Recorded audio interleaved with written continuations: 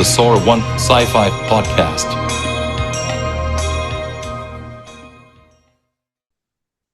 This is episode 198 of the Solo One Sci-Fi podcast. I'm Michael Ball. I'm not joined by Martin again this week because he's unavailable, even though he wants desperately to be on this week's show. But my other faithful co-host, which you kind of are becoming now, Malcolm Patterson. Hello, Malcolm. How are you? How are you doing? And we have got a very, very interesting show. So obviously, 2 weeks ago, we had a really great chat with Todd Slayton, going on about all the stuff that he was doing on DS9. And it was amazing. I watched the episode last week, the episode where Hera and Odo get together. And I saw you, Todd. You were in the background waving and pointing at them when they did their first kiss. And you were there. And I thought, oh, my God. And I was like, I know that's Todd. And he was like, hanging out on the promenade, looking all cool and shaking people's hands. And it was so funny seeing you. And I thought, because I always thought you were mostly dressed as aliens. And there he was. That's a funny story, too. They can tell you I got in a lot of trouble. I ripped Bob's Blackman's suit twice. He made me the Starfleet suit. And I was young and dumb. And at that time, there was no golden time. So me and a couple other dudes raced to the wardrobe. Right. And it was raining, and I was in front, and Michael Bayless was right behind me, and he pushed me, and I slid. The day I got that suit, after fighting for 2 years to get the suit, and put a big rip in the pants. He wasn't happy. So you weren't very popular then after that, I imagine. So that's why you didn't see me in a whole lot of Starfleet, because I got in a lot of trouble over that one. I got called to the big office over that one. So, And by the way, guys, I didn't tell him anything. Well, you wouldn't, would you? I mean, you got to be a bit smart and work it out. Oh yeah. So this week, after our really great conversation 2 weeks ago, Todd said that he had some of his standing colleagues who we'd actually thought, look, maybe some other people could actually join us for a sort of update and a continuation. So we actually have David Levinson in the background, but I don't think it's coming on at the moment. So I have to see about David. But we have Cathy Debono. Hello. How are you doing? Cathy was a regular on Deep Space Nine and was probably best known as M'Pella the Dabo Girl. Would you say that was your main character? I would say that's probably the most recognizable one. If you're going to recognize me at all, that would be the one. Otherwise, I'd be under a lot of alien makeup, and you probably wouldn't even know that it was one of us. Yes, yeah, it was actually interesting, and it's really funny because before I was looking up, and I was saying this before we hit record, that I did recognize all of you. The other person who I was just saying as well, I recognized from an episode with it was Nog and Ron where they were fighting over something, and she gives this very disapproving look, was Robin Morcelli, who's joining us as well. Hello, Robin. How are you doing? Hi. And of course, you were probably best known. Now, you play various aliens, but you're probably best known as the Bajoran on the promenade. Would that be a fair? Well, I was actually hired to be in the ops department. Okay. Yeah, I was a Rust outfit like Kira. Okay. Yeah, that was when I was originally came to my audition. That's what they cast me as, because I had a look of the way that they looked in ops. Yeah. With the high cheekbones and some of the girls that work there, you can kind of see that they all look a little bit the same. The ones in the Rust outfits. Yeah. So I mean, obviously, I always ask the people what it was like wearing the alien makeup, but I suppose the Bajoran with the nose, it wasn't too long in the makeup chair. It was still a couple hours in the makeup chair because I'm having to blend all of your face and everything, and then our hair too. I don't know if you can see any pictures, but my hairstyles were a character in their own right. What I'm going to do is I'm going to add some pictures of you all, if you don't mind, like I did with Todd the other week as well, just to show some of your various guises, as it were. But I mean, it was amazing because we were just saying, Malcolm and I were talking about how impressive we were about some of those sets that were actually made for the show, and how a lot of them were stood for 7 years. And they were quite large sets, weren't they, for the time? I mean, they were very realistic. I thought. And the promenade was awesome. I mean, it was just like a whole city in itself. Yeah, I mean, I mean, I suppose your part of the world, it never got cold in there because you've got quite a good climate. It was like if that was built in the UK, I guarantee it was like a January morning. You come into the promenade and we would be all freezing, wouldn't we, Malcolm? We'd be absolutely perishing. Yeah. Well, when you were in actually, Todd and Cathy know this too. If you're in really big alien outfits, you wanted it to be a little cooler because it was a lot to wear. Oh, I can imagine. Especially Thagor. Oh, the Breen. The Breen, that head on there. I don't know if you guys were there, but one take they took it off because I was losing it, and just steam came out the side. And Jeffrey goes, "Can we take a minute?" Todd, Like that. Todd, I didn't know you did the Breen. I did the Breen as well. Yeah. Yes, you did. You did the Breen as well. He's not lying about that. That was the only, like, we've done all the alien makeup, and a lot of it was, you've got to have your calm and your zen about you to wear some of this stuff, or you will freak out. It's lucky you didn't actually suffer from out with the Breen head too. The Breen head, it was not designed to be on someone's head, Todd, because I had the same feeling. Yeah. Remember the episode where the Breen got killed? Mm-hmm. And it kind of shakes and like dissipates or whatever. Yeah. That was me in the Breen costume on that day. And could you see out though? Could you actually see out the helmets? Because you can't see the eyes on the costume. Like it's just like no, this like one. this. Yeah, we both did the same like thing. that. Yeah, that's it. That's it. You can't see. You can't see either side. It was the concentrating on the breathing. And I remember listening to. I knew all the actors' lines because we'd run the scene a million times. And I remember listening to the lines around me and just waiting to hear cut, waiting to hear cut, waiting to hear cut, because I couldn't wait to breathe or rip that thing off my head. So it's lucky you didn't sort of suffer from claustrophobia or anything like that. Oh, I can imagine it's a bit like you know what I mean. You can't. I personally wouldn't wear a full head, but Michael Westmore, who did the makeup. Michael Westmore, yeah, he was fantastic. I did anything else where there were pieces, all kinds of pieces, but they had to be kind of open because he put me in a head one time, and I'm just like, no. But he liked me, so he kept creating different kinds of looks for me, which was great.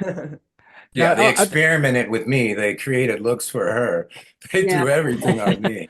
Now, at this point, my co-host Martin's actually joined us. Hello, Martin. Hi, everybody. Hello. All right, mate. Now, Martin said he couldn't make it, but he's obviously joined us now, which is a nice surprise. So let me ask you, because he really missed the conversation with Todd the other week. Have you got any questions for our panel? Anything your end you want to share with us? Yeah, I'd like to ask, was Marcolemo very important when he had the costume on? But he was incredible when he. I think he was the greatest Star Trek. Michael Westmore. Mark Amo. Oh, I see. Yeah. Gold Ducat. Well, I hung out with Mark a lot outside of work. And for me, in my experience, being in makeup with Mark and being on set and then hanging out, we're both, like I said before, big Laker fans. So I used to drive up to Toluca Lake sometimes with my kids. He had a restaurant out there called Adobe Cantina. Oh, wow. And it was just a whole different thing than when we get on set. And he'd start becoming Ducat. And like Cathy was saying, we had the pleasure of reading with a lot of these actors. Yeah. Cathy, I sent Cathy and Robin a little anecdote about a run-in I had with Terry before on a reading. But Mark, for me, hanging out with Mark, watching him interact with my kids, and then going on set and seeing that just smug, nasty villain was just for me. Like I said, him. Guys like him, JG, even Casey, Jeffrey, they were just on a whole different level when they came in. They weren't regulars, so they had nothing to lose, everything to prove. And I tell you, Mark brought it every single episode. I did. Even now, when I watch him, his presence, he is the greatest villain in Star Trek to me. I think so. I've seen him in so many shows, even outside of Star Trek. I see him in the. Martin's not a big fan, but the classic Incredible Hulk from the 70s, he made a couple of appearances in some of the episodes. And he was great in those old episodes. He was he's got this charisma, isn't he, about the way his voice and his body language. And I always thought he was so well cast as Ducat in DS9, I think. And I think that's one thing, strengths about your show, that all the actors involved in whatever they're doing were so well cast. And I think that was really, really interesting. I suppose we're lucky enough to have the most amazing actors on our show. I mean, I stood in for Louise Fletcher. I was like her girl that she liked because she trusted me. She knew I was there for her, and What was Louise like? Was she really nice? What was she like to work with? she was great. But everybody always had this idea of her in the movies, Yeah, Cuckoo's Nest. Yeah. Yeah. And Well, she was great. We had a great relationship. But when she started her character, she would get into two it. different people. Yeah, it was two different people, and I just loved her. She was somebody that I really enjoyed. I met the actor. I forgot his name now. Sorry, Garrick. I met him in the Star Trek Right, Andrew bar in Robinson. London Andrew, years yeah. ago. Amazing. Andrew Robinson. They had a Star Trek bar in London. It was done out like the Enterprise. Mm-hmm. It's gone now. It shut down, but it was there for a long time. And they used to get people. They got Terry Farrell and people. They used to come down for the night, like, and mix with the fans. And I met Andrew Robinson. He won an Oscar. Was up for an Oscar for the Clint Eastwood movie when Oh, when he played. Do you want the think so. Scorpio? Want the Scorpio? He was my like a God. psychopathic He killer. was unbelievable. I mean, when I first met him, Yeah. that's all I could think of. But he's the nicest guy. But he, I know. It's just, it's funny with him how he started off with just one episode and he was just so popular that they just kept calling him back and back. And by the end of the show, he wasn't a major character, but he was a very high up character in respect to the ensemble of because he had a lot of great recurring characters. He had the main cast, but they had such a great sort of additional cast of well-defined characters. I mean, I suppose at this point, let's go to you, Cathy, because obviously, again, you play various characters, but what was it like being a Dabo girl? I mean, do you still kind of get people shouting Dabo at you and recognizing, or are you well past all that sort of stuff? You know what I mean? I do it all the time. People do find me on social media Right. from M'Pella, the Dabo Girl, and send a little love or there are some guys in Germany, maybe you're the guys, I don't know where you are, but who got the address to my private practice and were sending me photos of M'Pella and having me sign them and send them back. Right. And photos in the Klingon outfit. I'm just so impressed with how much people love Star Trek and that they can find us, this little bit small piece of the world and still have appreciation for it. There's a guy on social media, I don't know his name, but clearly a big Star Trek fan, that sent me a photo of an action figure that he made of M'Pella. He made it himself. Wow. And That's he got good. He put the red lace across the body. And so M'Pella was really fun for me because I'm 6 feet tall, and shoes they put me in for M'Pella were like 4-inch wedge shoes. So just kind of using that whole idea of this larger than life, kind of Dabo girl. And it was fun for me because I got to just sort of be in all of these scenes, these great scenes on this great set with this, just be a part of the set, this amazing costume on. And sometimes I was draped over Quark. I was like Quark's girl. Yes. So I felt like in M'Pella, I really became a part of that world there in Quark's bar. Yes, and you were sort of there a lot in the later seasons, I think, if I remember correctly. And the later seasons, correct. Yeah, exactly. I mean, Cathy and I came together. We came both in the 4th season. Yeah, I know that you came in the 4th season, and I was there the whole time. I know that's right. You were there from the start. Robin was a set mom. Robin guided us through a lot of took us by the hand and really helped us to learn the ropes. But I think Robin, you obviously worked in DS9, and you also ended up on Voyager, and I think you even appeared as an alien on Enterprise as well. I had some days on Voyager and a little bit on Enterprise too. So it's nice that you actually was it interesting working on the different shows and seeing how different they ran, or was it all like similar? It was a lot of the same directors, and LeVar and Frakes and Frakes, But I'll tell you something. One thing about Star Trek is that when they brought people back, it wasn't just because they were great actors, which they were. Mm-hmm. It was because they liked being there. They were good to be around. They were, they weren't there weren't a lot of actors that were real uppity, and they just joined in. It's like they felt like part of our crew when they were there, like Louise and Mark and stuff like that.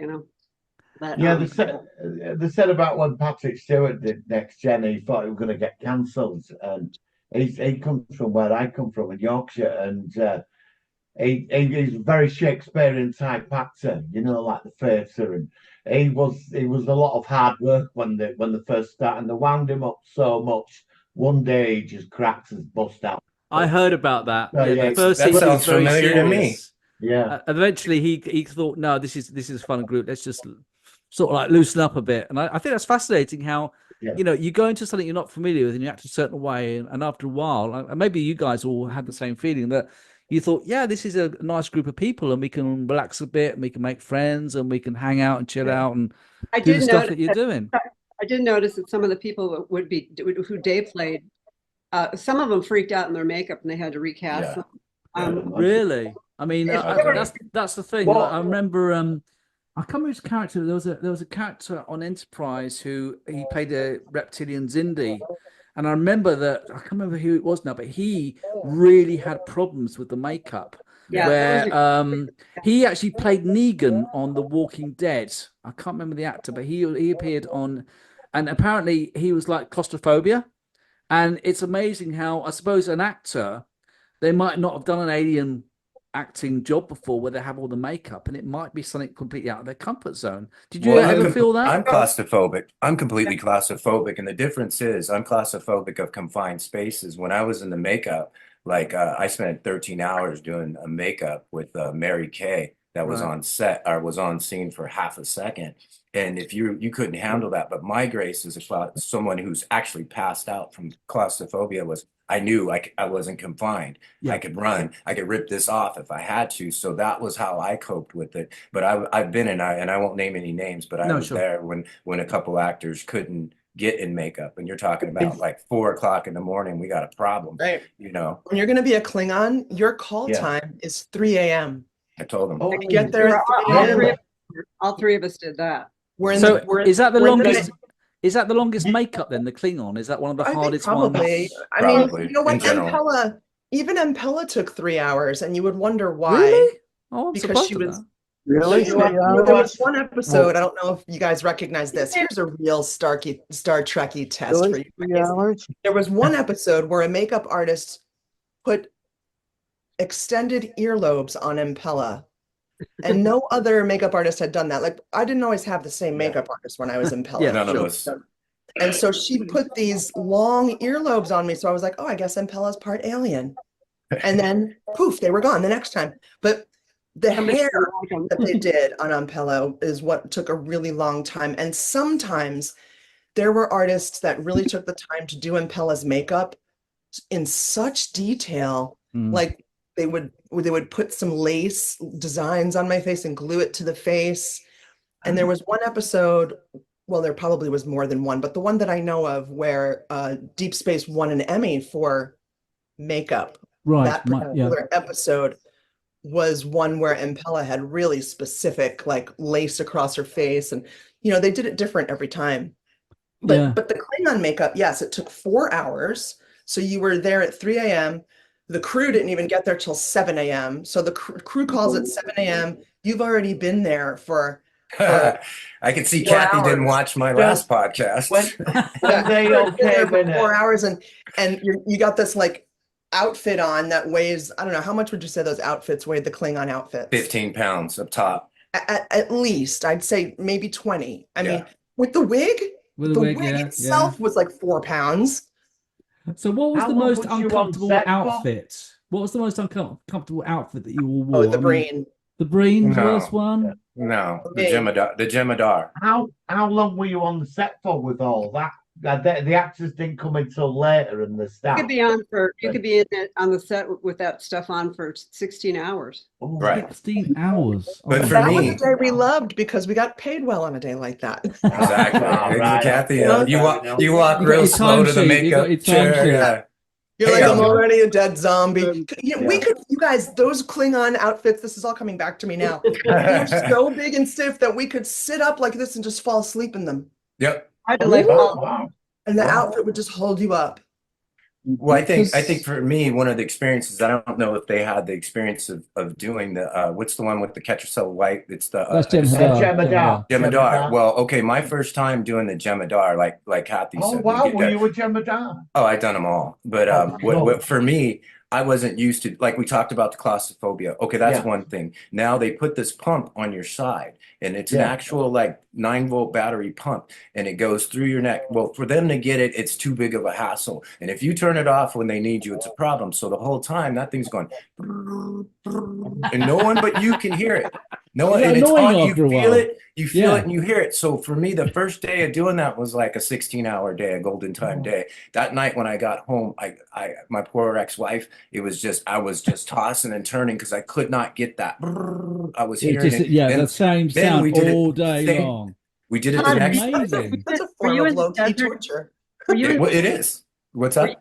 Todd, were you in the desert when they did the jump? Oh yeah. Oh yes. Yes. I was too, and my job was to bring water to them, and they were sitting in cars with air conditioning. I was one of them. It was Greg Morse. Yeah, and they take your gloves off, and water would literally pour the outfit. Oh, when we would shoot at the rock quarry, there was like 110 degrees in the rock quarry, and I've never been in a Jemadar outfit, but I remember looking at those guys and thinking, man, God bless them.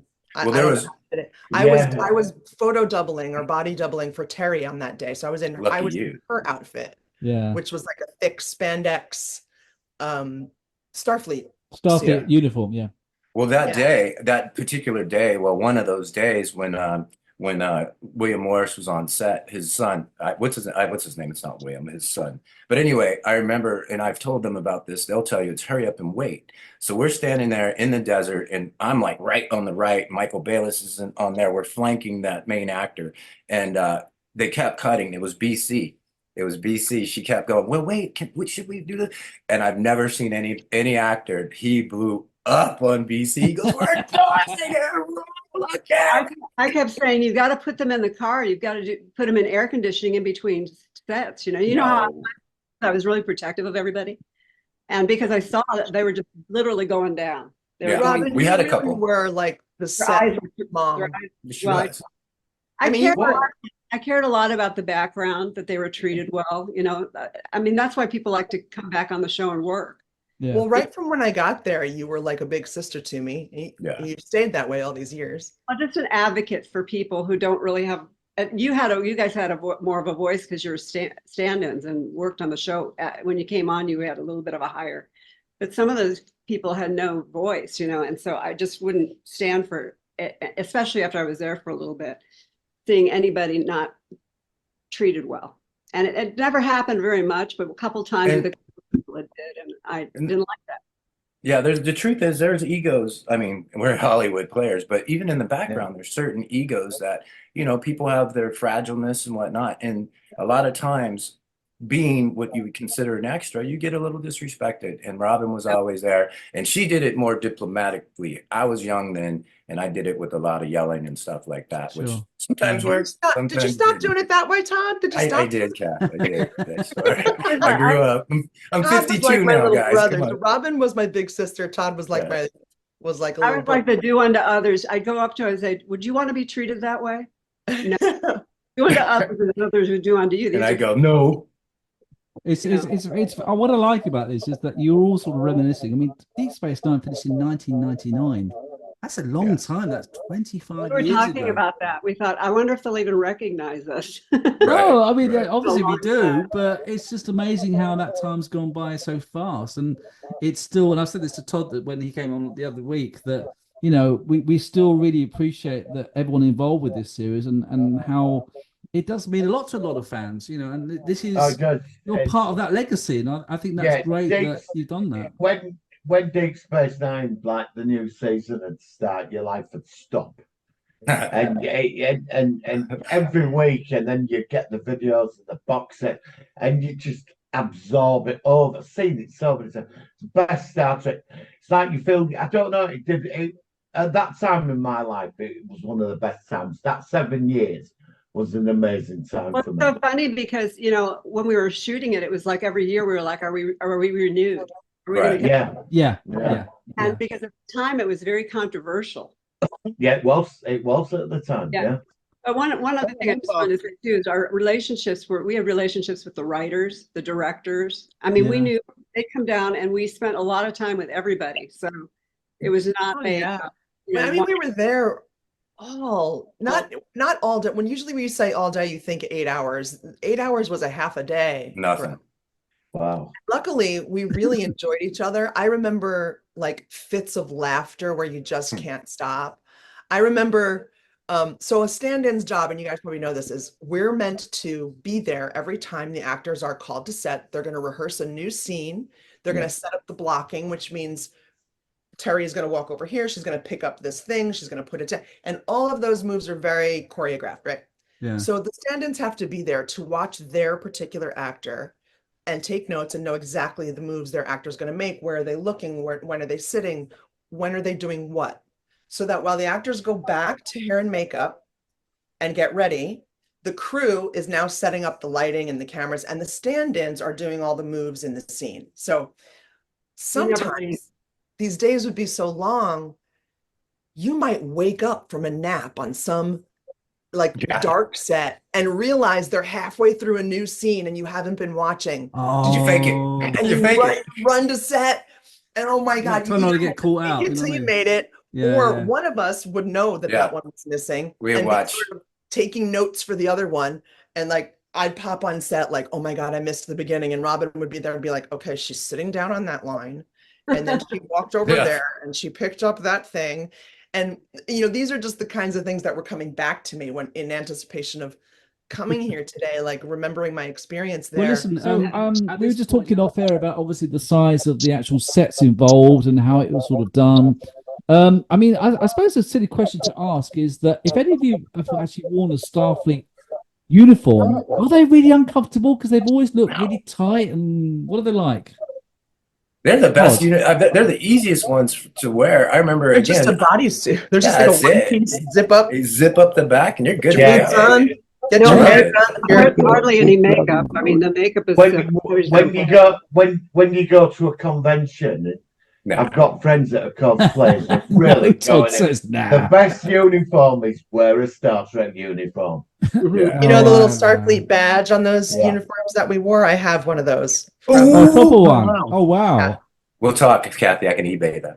Can I say, did you get any? Were they very strict with the phasers and the props? Yeah. At the end? Yes, they were. They were. Someone gave me that one, but they were pretty strict. Well, do you guys remember the last day of shooting and we came to the set and all like the placards were gone and they had taken the Defiant, the big placard off the Defiant and everything. All the producers, that was the day Michael Pillar showed up and Rick Berman. You remember? Yeah, they were looting the set. They were straight looting the set. I was going to say that. You know what else I have that I almost forgot? I have like 100 scripts, original DS9 scripts from. Me and Dave can take care of that. Yeah, I'm sure. Let's talk because I'm happy to talk about that. I have to tell you a story that recently there was a fan that on one of the other hello, and he actually we hear you, Dave. Hello, David. Sorry, David. Go on. Carry on what you're saying first. Go on, Robin. Sure. Anyway, this fan contacted me through. He messaged me on Facebook and he said, hey, you know, I bought this outfit. It was a Romulan outfit that I wore. Okay. And it's like the whole, you know, thing here. And then he also sent a bodysuit and he sent the pants. Oh my God. He says, would you like it? He goes, I want you to have it because it has your name in it. He bought it from somebody, you know, when they're selling the memorabilia. He said, I have a lot of memorabilia, but I want you to have this because it's your name. I don't know who this guy is. He lives in Texas. Right.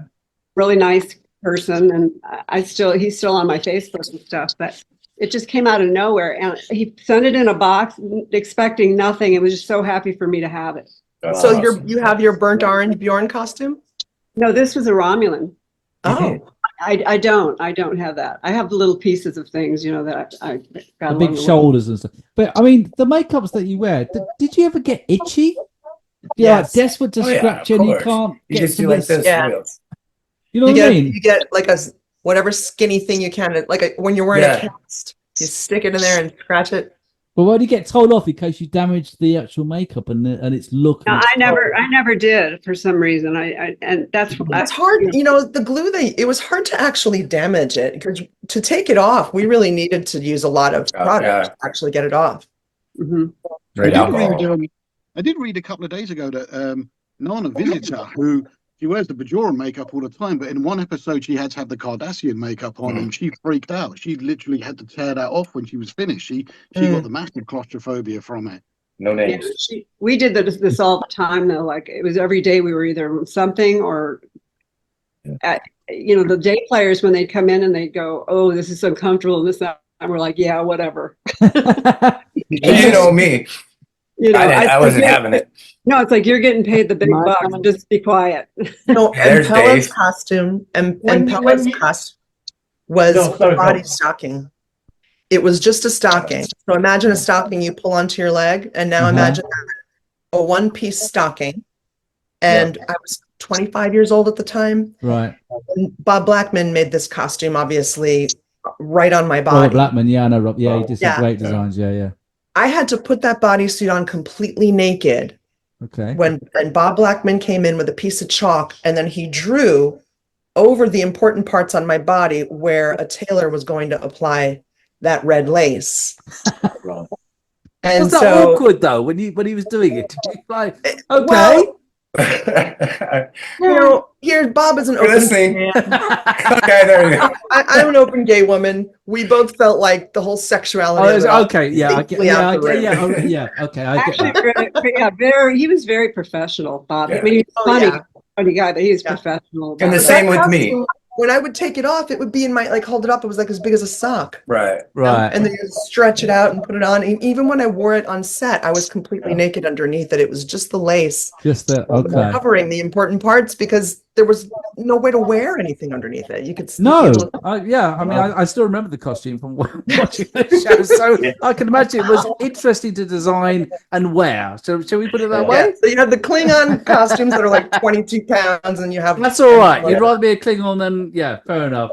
Now, at this point, we can see David in the background. Can David hear us at this point? Or let's have a look. Because his mic is going on and off. Yeah, it's going on and off. And we've had troubles. We're going to talk to Broik himself, but I think he's still just in the background. So if you can hear us, David, so sorry. We'd love to chat to you, but it might not be your day today. There he is. He's there. I can hear him. Is he there? Go ahead, Dave. Dave, we're waiting. Hello, David. Can you hear us? Oh, his mic went off again. He's having troubles, guys. No, all right. Well, we'll keep an eye out for you, and hopefully you'll be able to be involved. And we want to hear a bit about Broik. I'm here. Oh, he does. I'm here. You there? No, he's gone again. No, all right. Well, maybe we could do something later on. See how it goes. No, he's back. He's back. Okay. All right, David. How are you? If you can reply. Hello. If it wasn't for technology, I'd be fine. No, we can hear you now. This is it. We've made a breakthrough now because ever since we started this tonight, or obviously this afternoon, your time, you've been in the background, and it's like we want to talk to David. We want to hear about Broik. So, if we can hear you, what was it like being on Deep Space Nine and playing obviously various roles, but Broik in particular? It was great. I just can't imagine doing anything else. I started with Next Generation on a couple of things, and found myself on Deep Space Nine. And you were in Frame of Mind in Next Generation Season 6 in the Asylum. Right, Frame as of an Mind. alien. I remember seeing you that, and it was interesting. Obviously, you got hired as Broik. But you played. I mean, obviously, Broik is the well-known character that you played. But did you enjoy all the makeup like everybody else, or was it just something you just had to suffer for the actual role? No, I didn't. I thought I would hate it, but I didn't mind getting up at 3 o'clock in the morning to be at this, to be at Paramount at 4 or 4:30. Right. And at first, it was 2.5 hours of makeup. when they were just getting started, figuring out how to do it. And then eventually they managed to trim the time down to maybe an hour and hour and a half, something like that. But I didn't mind it at all. That's great. I mean, obviously you and obviously Cathy worked with Armen Shimmerman. What was he like to be to work with quite a lot? He struck me as a really funny sort of guy. Was he fun? Can I just interject? Sorry. You know, Armen Shimmerman was in the Next Gen episode. It's the first Ferengi. Yes, he was. Yes, he was. Were you in that episode as well, David? What's that? When Armen Shimmerman played the first Ferengi in Next Generation, were you in that episode? Yeah. Oh yeah. Oh. Not in the first one. Not on Next Generation. Right. Right. You were standing in for him then, weren't you, David? Well, I was standing in for him, exactly. Yeah. And he always stood in for him till the very end. But Amen, Aaron. 7 years. Yeah. And so to answer your question about Armen, I can't think of a nicer person. Yeah. He is a real sweetheart, if you'll excuse the expression. And he was fun to work with. And I never saw him bent out of shape or anything else. So, and plus he's a very good actor. I remember the only one time Armen really cracked me up was on a Avery episode, and I don't know if you guys remember it, but he was directing, and we're all in the promenade, and it was the other Dabo, Chase Masterson. Avery was directing, and I was, kind of shadowing Avery at that time because like I told you, John Bennett, his stand-in, would like to go off and do stunts and do other parts, which was respectable. So Avery would always have me kind of be with them and on the set. And one day, and they'll get it. Cathy and Rob will understand this. Avery came. He's like Cathy explained about blocking the scene, and they're rehearsing the scene. So he was dealing with something over here, and he turns to Armen. He said, "Hey man, what you got to be in the background. So you like a flower and a bee. You just you pollinate, you pollinate, you pollinate." He goes, "You dig?" He goes, "You dig?" And he goes that way. And I was standing next to Armen, and he looks at me and he goes, "What the hell did he just say?" I was dying. And I said, "He means just go talk to people." Oh, okay. Why didn't he just say that, Todd? I was like, well, at this point, let's just say it's Avery Brooks' birthday today at the time of recording. So happy birthday, Avery. Happy birthday, Mr. B. Did you all watch that amazing Deep Space Nine documentary, fan-made documentary? Oh, that was really good. We did. One thing I loved it. I thought it was great. We went to see it. Very touching. But one thing we said is that, after we watched the whole thing, I said it was really good, but it didn't have the perspective of us in it. No, I got the same. And we were there every day. It's like they were talking to everybody like they knew everything that was going on, which is, was understandable. Yeah. But we saw the nitty gritty every day in and out of that place. Like, there's so much we can't tell you. Put it that way.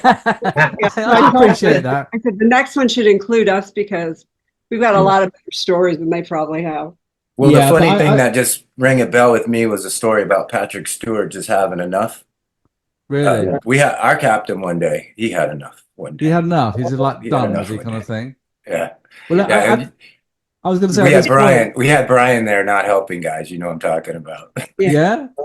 At this point, Malcolm's reminded me that to ask you, Todd, about because otherwise we're going to forget about it. You had a Louise Fletcher story to say or something, and we got to ask about that before. Otherwise, we're going to miss it.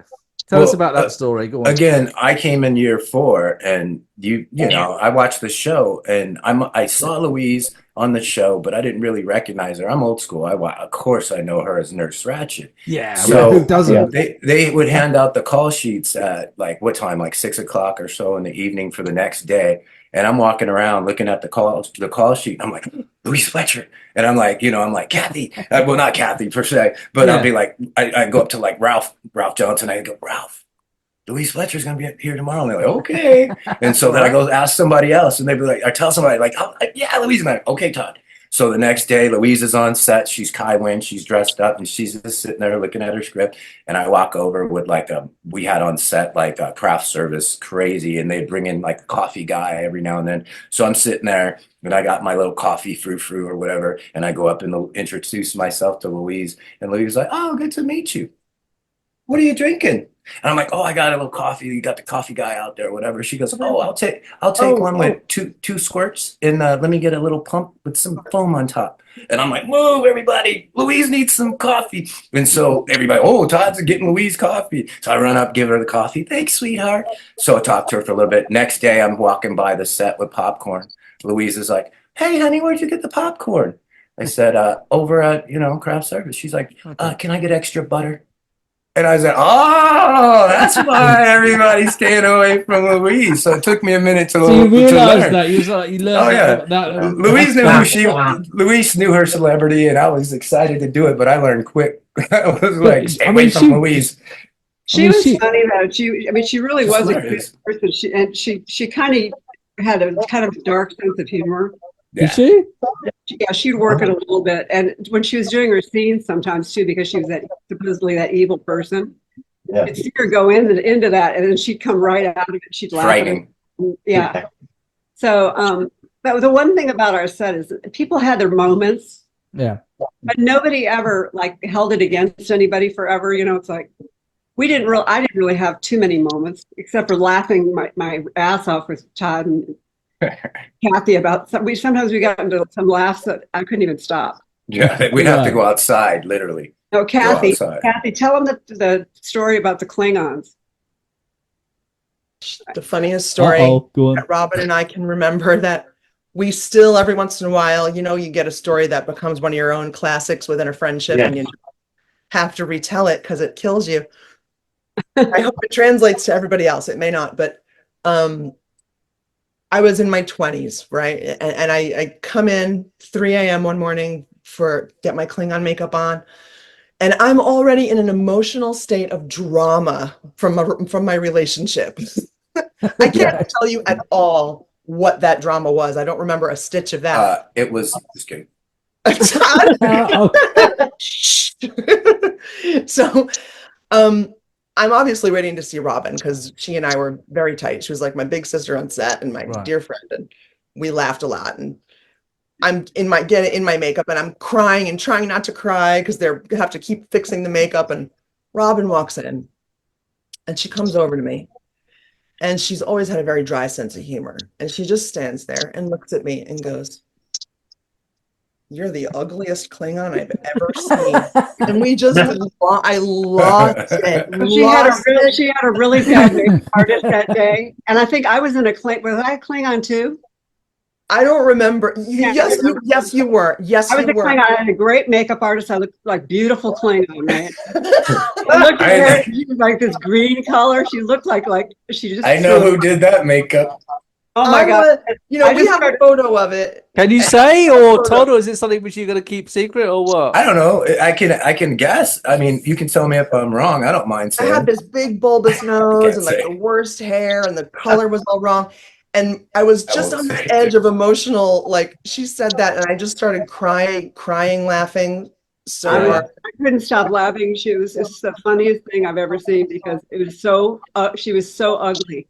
Looked like a Shrek Klingon. When you're in your 20s, you don't want to ever look ugly, even in Klingon. Especially when you're fighting over something, a relationship. Yeah. Hey, Mike. In that first clip that we did, one of the first pictures you used was a picture of myself and another Klingon having a cigarette. That's Cathy. And you're joking! I didn't recognize. Bad influence. We call that bad influence Klingon. Oh, okay. Well, I'll have to, if I remember, I'll mix it in with this week's, and obviously we'll feature when I do the edit afterwards and things like that. Yeah, that was me and Todd. Oh, and she wasn't. I'll be honest. She wasn't. She never smoked. She was just posing. It was a great picture, whatever it was. I was the bad doing. influence. I was the bad influence. Yeah. That's another thing is that we have pictures that nobody has. Right. And obviously you're going to keep those between yourselves, which is probably understandable. But actually, I shared some with Todd. Probably you got some of them, or when you not yet. I'll send it to him today. Yeah, but a lot of those nobody has scene. But Well, if there's anything you're willing to share with us, then that'd be fantastic. I mean, obviously, I mean, the whole point of doing this, and like I said, this is kind of exploded because when we got in touch with Todd because of the Deep Space Lovers Facebook group, it kind of just started from there. And it's been this is a great thing where sometimes when you're doing podcasts and stuff like this, and you get just an opportunity sort of just comes along where you can actually really get involved with people. And we've had such a great time. I mean, we're not wrapping up just yet, but I mean, is there any other stories you could think of that you really want to get out there to the? Which really needs. I have one. Oh, sorry, Dave. I have one. Go on, David. Go on. The show. What he was going to say was just kidding. No, he's back. He's back. David? I think David disappeared, mate. Try again, mate, because it went off again.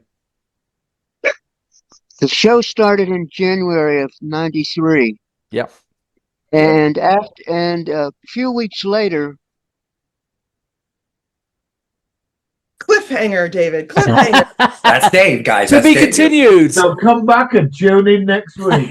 Hey, so really cool to me is I'm 6'4". Dave's Ferengi 6'4". size. Blimey, I'm Dave- 6'1". Dave's- Okay. Dave's Ferengi size. Cathy's tall, and it was just such an odd couple when me and Dave would go out. So such as we went to Aaron's funeral. And, Yeah. Oh, okay. Yeah. and that's it, when I saw you last time, I think. yeah, that's right. But Yeah. it's people look at me and Dave as such the odd couple, and you have no idea how close me and Dave are in both humor and whatnot. I'm way more extroverted, but Dave cracks me up. He's just so reserved. Just the way you His humor click. Yeah, is that's just what he's just that's like, what friendship's about. Some people Yeah. just click, even though they're different. Yeah, that's fair enough. He's the sweetest guy. I mean, Todd is sweet in his own way too. He's a little edgier, but and I love him to death. But David is a sweetheart. He's just like he just loved being at work so much, just like Aaron did. Yeah. Like And we all, what's so fun to remember. He was like, we all "Oh my got God, along I'm so here! well. I can't wait." I was excited to be there, which is really Yeah, because that To whole answer group your of us that question- got to hang out all day was just nothing but fun and love and a good time with each other. I mean, I was very upset because Aaron and Renee they passed away. I think within quite a short time. It wasn't that far apart that they did that. I mean, it's a strange thing when you watch these shows and you think of actors who are no longer with us, but they left such an imprint. And I think that, I mean, I suppose you guys probably don't watch old episodes that often, but it's strange how you feel that they have such a big presence and they're not around anymore, and that's such a sad thing. Go ahead, David. I was going to say, finish up my story. Go on. The show premiered in January '93, and a few weeks later, the people from Paramount came up to me and said, "You want to be a Ferengi?" I said, "I am." They said, "No, we want you to be a Ferengi at the toy show in New York City." Right. So, Okay. so they got Mike Mills, who's a well-known makeup artist, to go with me to fly to New York City and be at the toy show. Wow, that's brilliant. And it was kind of interesting when I was he made the makeup, did the makeup in our hotel room, but when I had to take a cab and get to the convention site, and when I got out of the cab, everybody's looking at me like something's wrong here. What's wrong with his picture? I can imagine. Some guy comes The up to me and says, mothership has arrived. Yeah. The one thing I Nice. wanted to say about Renee is that he was one. We had a lot of scenes where I was there because of Salome, because I was her stand-in too. Sorry, yeah. Yeah, and she'd have to leave because of her makeup, or had to make a call for the next day early. They let her go, and I got to do lines. I'd stay behind the camera and do lines. And Renee was one of the people that really encouraged me to. Like, sometimes they just want you to say the lines and not be anything and just be really straight. Yeah. Flat. I don't want that. He goes, "I want you to do what you can do for me. I would like you to do that." So he actually let me spread my wings a little bit and do, it just come out of the stand-in thing and saying, act for me, because I want something to have. And that was one of the best things. He was really a great guy. I liked him so. It's funny because obviously some of the actual cast did direct episodes, which of course would give a different perspective Oh to yeah. you. I mean, you see them as an actor one week, and then they'd be directing you and telling you what to do. So was that a strange thing when you used to them in one perspective and then changing as a director, or was it? Yes. Yeah. Definitely. Was it? It Definitely. wasn't for me. You felt like it was weird? Well, they trusted us to be in the space, which is good, you know. Well, I felt like it was very comfortable when one of the actors was directing. Like one of our own is here, and well, Because for me, you had about 4 or 5. You had, I think, Avery, Renee, Michael Dorn. yeah, Michael Sid. Dorn. Did he do one as well? Yeah. He did more than one. Yeah, he Sid did one, didn't he? Alex did one, Yeah. didn't You know what he? I remember Alex about did Michael something as well. Dorn directing? Can I just about the director thing? Because I used to watch the. I see their names pop up like Roxanne Dawson, and she's like, Yeah, Voyager. Yeah, Voyager. Did Paramount have like an internal training thing to train people to become directors? Didn't that start with Jonathan Frakes? Because Oh, Jonathan no. Frakes was an Yeah. actor. I know about this. Jonathan Frakes was an actor, and then he expressed interest in becoming a director, and eventually he did. And correct me if I'm wrong, but that kind of started from there, and then some actors were approached. Is this right, guys? Am I wrong? Would you know about this? I would They know. were approached, or they would want to direct. They would put it out there that they wanted to be directing. Now, And then they were considered for it, and most of them got it, but some didn't. But I think it's quite interesting. They needed a lot of help from the DP, you know. Okay. Yeah. But I know that Jonathan Frakes was the catalyst for that kind of aspect, and that actually followed on to DS9 as well as Next Generation and Voyager. He was a pretty cool guy to work with. He had a lot of humor, but he kind of pretty much knew what he was doing. Yeah. And My mother, she really liked Jonathan Frakes. She used to always say when he was on, I know he's a really nice person. He's cool as can be. All the time. Well, of course, he appeared as in an episode as Tom Riker, and of course, he directed some of yours. I think around season 3 as well. I think it's before you were on there, Todd. But I don't think you actually worked with him as a director, did you? On DS9? Yeah, oh yeah, definitely. And I was worked he with back them there? outside of it. I worked with him on Angel, the show Angel. He Oh, was direct cool. over there. I said Really? he did an episode. I was stunt doubling in hiatus. I think I told you guys for a character named Gunn. Oh, And yeah. Judy Brown. Yeah. Judy Brown was our script supervisor, and she was script supervising on that particular episode of Angel. And it was myself, Jonathan, and Judy, and we pretty much hung out the whole time because we knew when this was over, we're going right back to Deep Space Nine. It was like our last year. So you kind of knew that was happening, yeah. which is really cool. That's brilliant. Yeah, so I had the pleasure of working with them as a director outside of Deep Space. I think it's incredible how close you all are. You can feel your closeness, all of you, like a family. Yeah, definitely. I think it's also great that it's also sort of like been like a reunion for you guys. It's kind of like you've had a proper catch up.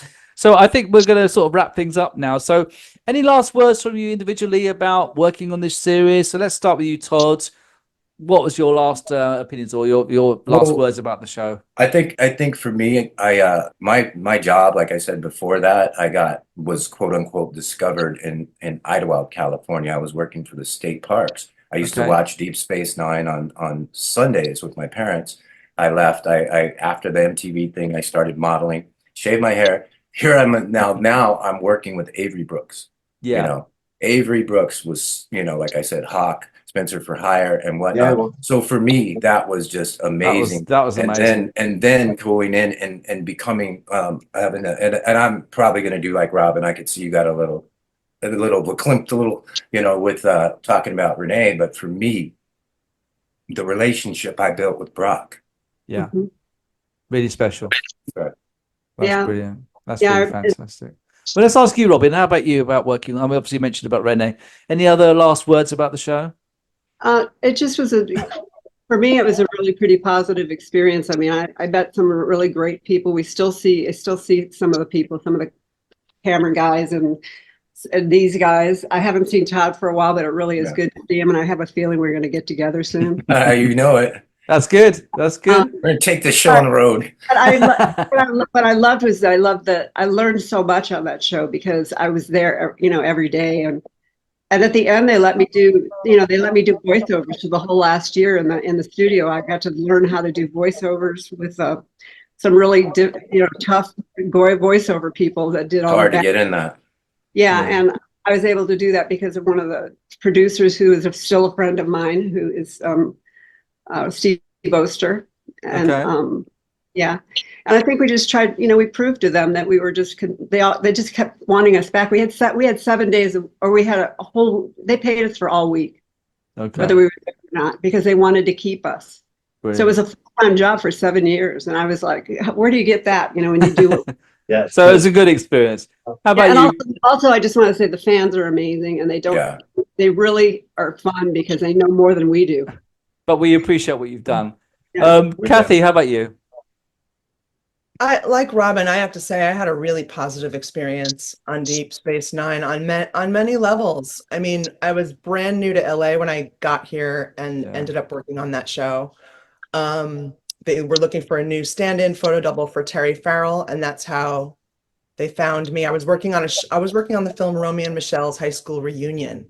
Right. And the guy charged with finding a new stand-in for Terry saw me there and, brought me over.